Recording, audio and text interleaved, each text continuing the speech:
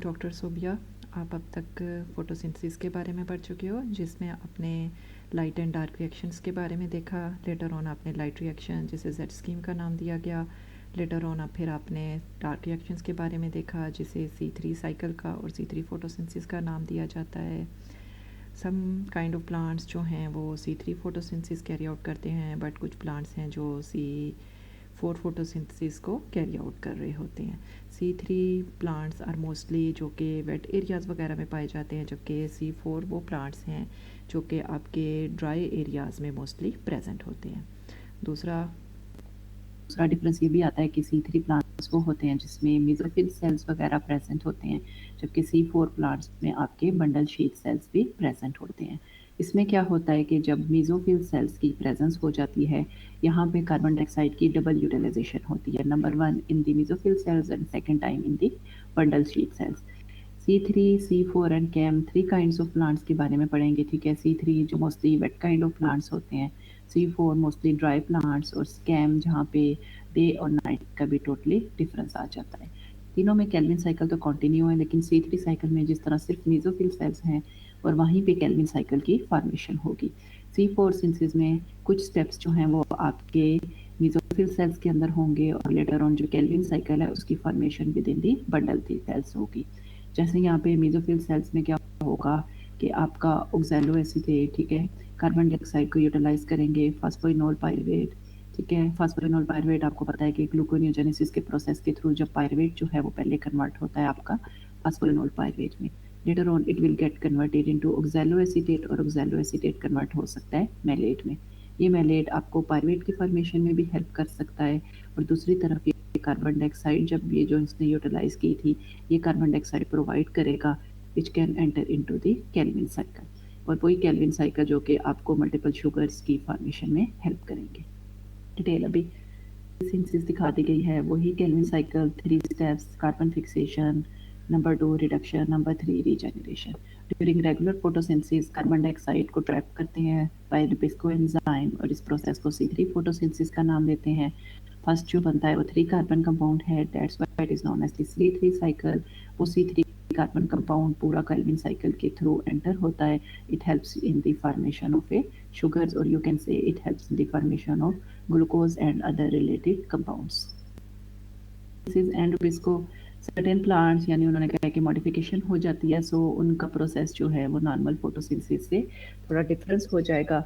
उस फोटोसिंथेसिस को हम C4 फोटोसिंथेसिस का नाम दे देंगे। It is an adaptation that involve due to the environment, क्योंकि इन प्लांट्स की इन्वायरमेंट चेंज हो जाती है। इन्वायरमेंट चेंज होने की वजह से उनकी एनाटमी चेंज हो जाती है। ऑल प्लांट्स में रुबिस्को, तमाम प्लांट्स में रुबिस्को प्रेजेंट हैं, और केल्विन साइकिल तो लाजमी कंटिन्यू होगा।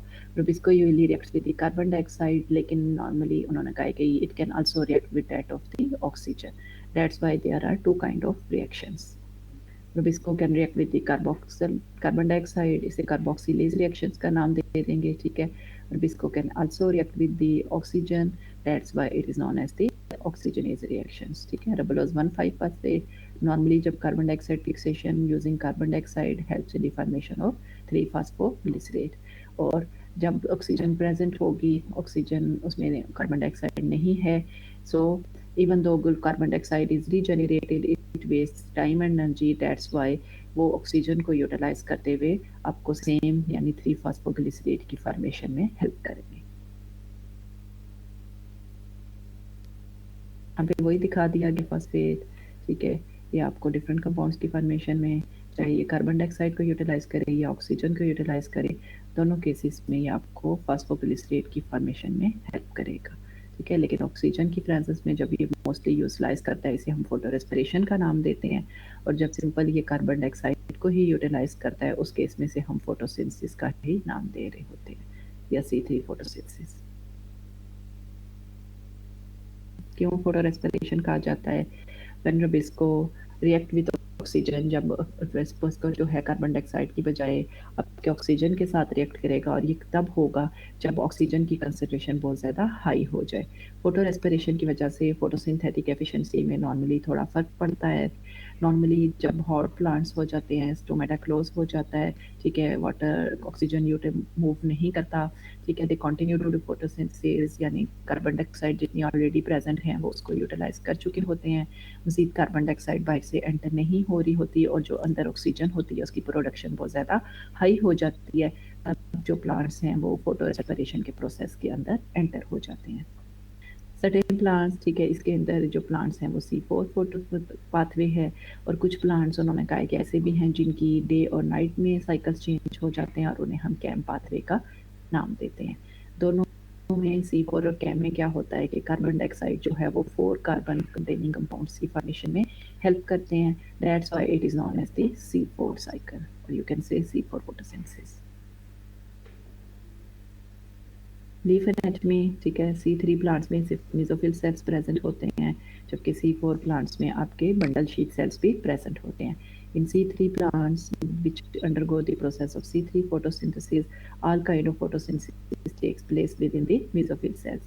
इनके पास रुबिस्को एंजाइम प्रेजेंट है जो कि कार्बन डाइऑक्साइड को यूटिलाइज करता है।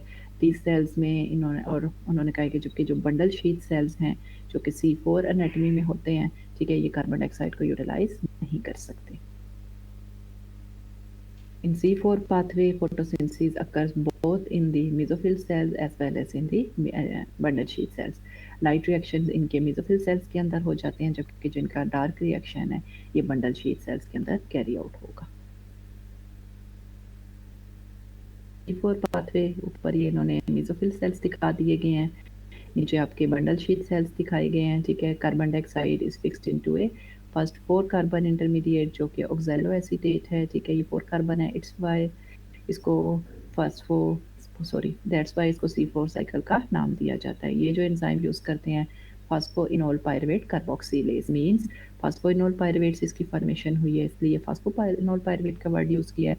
Carboxylase means addition of carbon dioxide की प्रेजेंस में हो रही है, because it traps carbon dioxide, makes a 4 carbon intermediate. ठीक है, 4 कार्बन इंटरमीडिएट्स कार्बन डाइऑक्साइड को उन्होंने कहा कि oxaloacetate later on get converted into malate. ये मैलेट जो है ये इसको ट्रांसपोर्ट कर देता है within the bundle sheath cells. यहाँ पे एक 3 कार्बन कंपाउंड पायरुवेट में कन्वर्ट हो जाता है, और 1 in the form of the carbon dioxide. जो कार्बन डाइऑक्साइड है ये एंटर हो जाती है नॉर्मल केल्विन साइकिल के अंदर। कार्बन डाइऑक्साइड इज रिलीज्ड, ठीक है, from 4 carbon molecule which enters into the Calvin cycle. It's same as similar to that of the C3 pathway. So C4 pathway limits bundle sheet cells are far from the cell, less oxygen access भी carboxylase की oxygen से इतनी नहीं है, ठीक है, इसलिए carbon dioxide को कलेक्ट कर लेते हैं। कैम पाथवे जिसमें आपका नाइट और डे चेंज हो जाता है, जो कुछ C4 में मेसोफिल सेल्स के अंदर हुआ था वो at the night time in case of CAM plants होगा, और जो बंडल शीट सेल्स के अंदर है वो यहाँ पे डे नाइट में होगा। दे fixed carbon dioxide at night, ठीक है, keep stomata close during day, ठीक है, same general process as C4, और इनकी लीफ एनाटॉमी जो है वो सेम है एज कम्पेयर टू यानी C3 प्लांट्स में, यानी इसमें भी जितना भी है वो मेसोफिल सेल्स के अंदर ही कैरी आउट होगा। यहाँ पे वही चीज़ दिखा दी गई है कैम में, डे और नाइट की स्विचिंग। डे में, ठीक है, डे में क्या होगा, जब लाइट प्रेजेंट होगी स्टोमेटा आकर क्लोज हो जाएंगे, डीकार्बोक्सिलेशन यानी कार्बन डाइऑक्साइड है वो मज़ीद एंटर नहीं हो सकती। तो यहाँ पे क्या होगा कि वो ऑक्सैलो एसीटेट से जब मैलेट की फॉर्मेशन हुई थी, 4 carbon compound, this malate helps in the release of carbon dioxide as well as the pyruvate. Carbon dioxide तो केल्विन साइकिल के अंदर एंटर हो जाएगी, जबकि जो पायरुवेट है ये आपको आगे जाके यानी ग्लूकोज और ग्लूकोज वही जो ग्लूकोनेजेनेसिस होगी, ग्लूकोनेजेनेसिस एट द एंड ग्लूकोज बनेगा। जब मल्टीपल ग्लूकोज यूनिट्स आपस में अटैच हो जाएंगे तो वो आपको स्टार्च की फॉर्मेशन में हेल्प करेंगे।